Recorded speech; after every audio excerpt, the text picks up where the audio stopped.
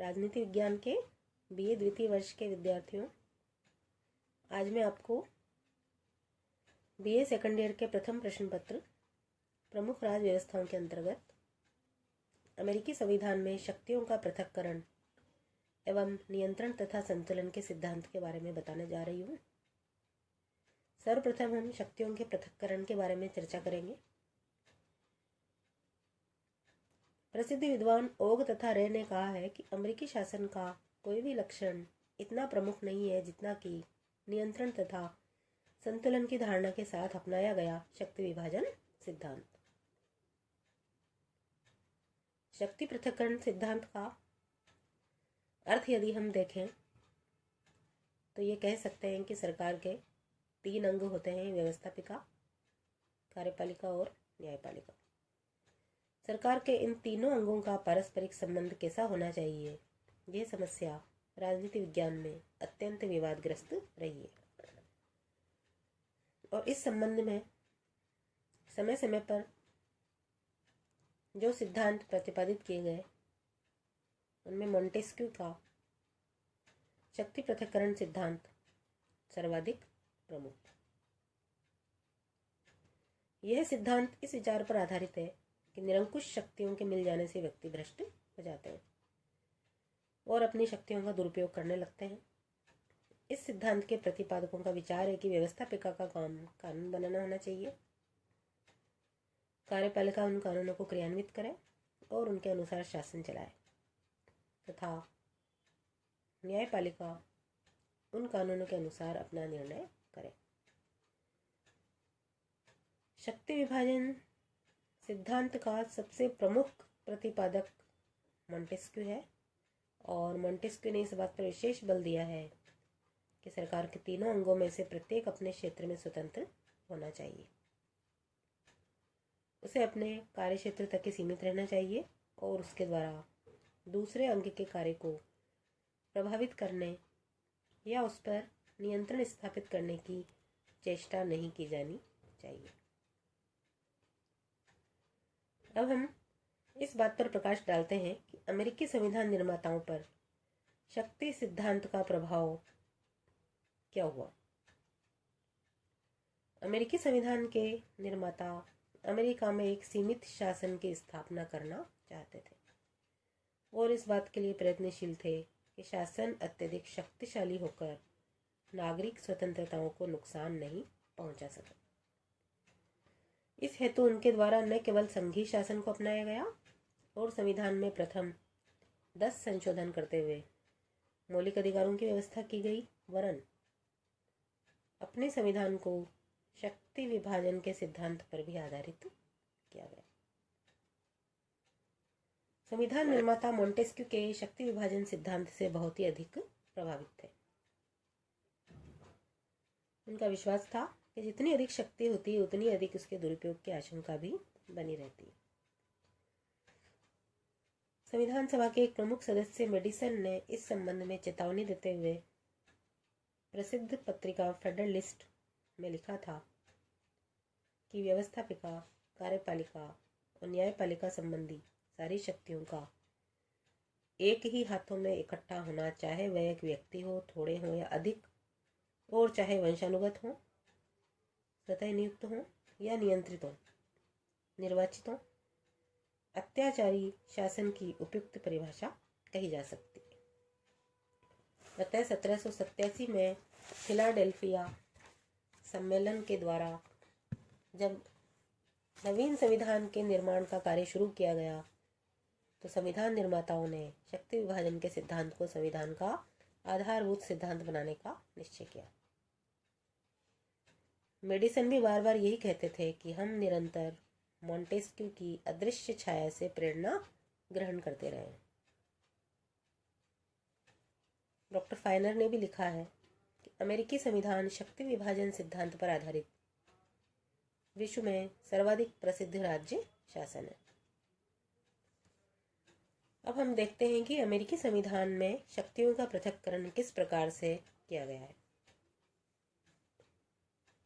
संविधान में शक्ति विभाजन सिद्धांत को अपनाने की कोई औपचारिक घोषणा तो नहीं की गई है और न ही संविधान में किसी स्थान पर शक्ति विभाजन सिद्धांत को सही से परिभाषित किया गया है। लेकिन फिर भी शक्ति विभाजन का सिद्धांत अमेरिकी संविधान की मूल भावना है और संविधान के प्रथम 3 अनुच्छेदों से यह स्पष्ट हो जाता है कि यह संविधान शक्ति विभाजन के सिद्धांत पर आधारित है। संविधान के निम्नलिखित अनुच्छेद इस प्रकार से हैं। अनुच्छेद 1 का खंड 1, संविधान में प्रदान की गई समस्त व्यवस्थापन संबंधी शक्तियां एक कांग्रेस में निहित होंगी। कांग्रेस अमेरिकी संसद को कहा जाता है। अनुच्छेद 2 के खंड 1 के अनुसार समस्त कार्यपालिका शक्ति संयुक्त राज्य अमेरिका के राष्ट्रपति में निहित होगी। अनुच्छेद 3 के खंड 1 में न्याय संबंधी समस्त शक्ति एक सर्वोच्च न्यायालय तथा उन नीचे के न्यायालयों में निहित होगी जिन्हें कांग्रेस समय समय पर प्रतिष्ठित व स्थापित करेगी। इस प्रकार से व्यवस्थापिका, कार्यपालिका और न्यायपालिका में शक्तियों का स्पष्ट विभाजन किया गया है। संविधान निर्माता चाहते थे कि न केवल सिद्धांत में वरन व्यवहार में भी सरकार के इन 3 अंगों की प्रकृति अलग अलग होनी चाहिए तथा उनके द्वारा अपने कार्यों का संपादन एक दूसरे से अधिक स्वतंत्र रहते हुए किया जाना चाहिए। अतः संविधान के द्वारा सरकार के इन अंगों की स्वतंत्रता को सुनिश्चित करने के लिए निम्न व्यवस्थाएं भी की गई, जिसमें पहली आती है कि शासन के तीनों अंगों के सदस्यों के चयन की भिन्न भिन्न प्रक्रिया होगी। कांग्रेस अर्थात सीनेट और प्रतिनिधि सभा के सदस्य जनता द्वारा प्रत्यक्ष रूप से चुने जाते हैं। राष्ट्रपति एक निर्वाचक मंडल द्वारा अर्थात जनता द्वारा परोक्ष रूप से निर्वाचित होता है। न्यायाधीशों की नियुक्ति सीनेट के अनुसमर्थन पर राष्ट्रपति द्वारा होती है।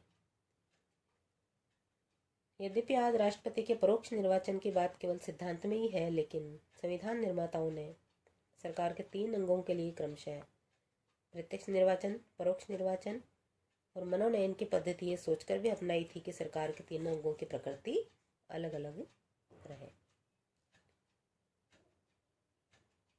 दूसरी व्यवस्था है कि शासन के एक ही अंग की सदस्यता का प्रावधान। अमेरिका में कोई भी नागरिक व्यवस्थापिका, कार्यपालिका या न्यायपालिका सरकार के इन 3 अंगों में से किसी एक अंग की सदस्यता ही प्राप्त कर सकता है। यदि कांग्रेस के किसी सदस्य को मंत्रिपरिषद का सदस्य अथवा न्यायाधीश के पद पर नियुक्त कर दिया जाए तो पद ग्रहण से पूर्व से कांग्रेस की सदस्यता से त्यागपत्र देना होगा। यह व्यवस्था ब्रिटेन की व्यवस्था के बिल्कुल विपरीत है।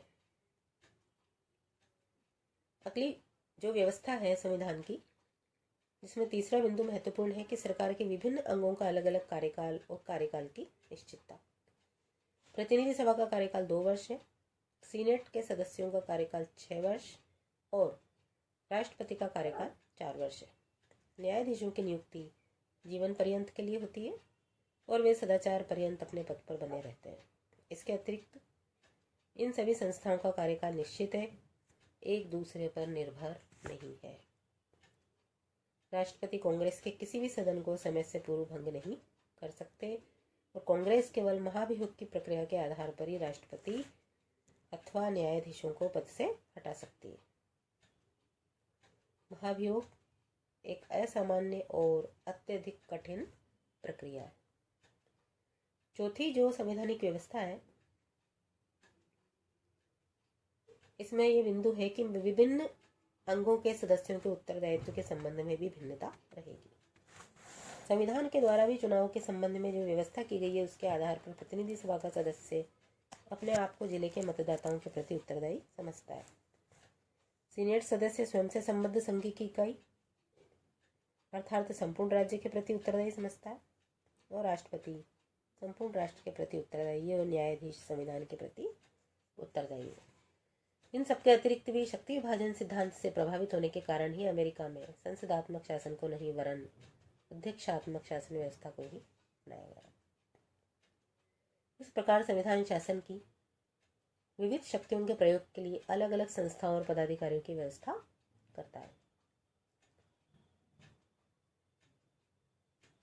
अमेरिकी न्यायपालिका भी शक्ति विभाजन के सिद्धांत को अमेरिकी संविधान का एक प्रमुख आधार मानती है और इसकी रक्षा के लिए सदैव प्रयत्नशील भी रहती है। किलबॉर्न बनाम थॉम्सन के विवाद में सर्वोच्च न्यायालय ने अपने निर्णय में शक्ति विभाजन के सिद्धांत को अमेरिकी संविधान का एक प्रमुख लक्षण और गुण बताया। इस विवाद में सर्वोच्च न्यायालय ने अपने निर्णय में कहा था कि अमेरिका के लिखित संवैधानिक कानून का यह मुख्य लक्षण है कि इसके अनुसार राज्यों अथवा राष्ट्र से संबंधित जो शक्तियां सरकार को दी गई है वे 3 भागों में बटी हुई है: कार्यपालिका, विधानमंडल और न्यायपालिका। सरकार के इन 3 विभागों से संबंधित जो कार्य है सार्वजनिक राज्य कर्मचारियों के 3 अलग अलग वर्गों द्वारा किए जाएंगे तथा इस प्रणाली की पूर्णता के लिए आवश्यक है कि इन तीनों विभागों के कार्य क्षेत्रों को सुनिश्चित और स्पष्ट रूप से पृथक पृथक रखा जाए। धन्यवाद।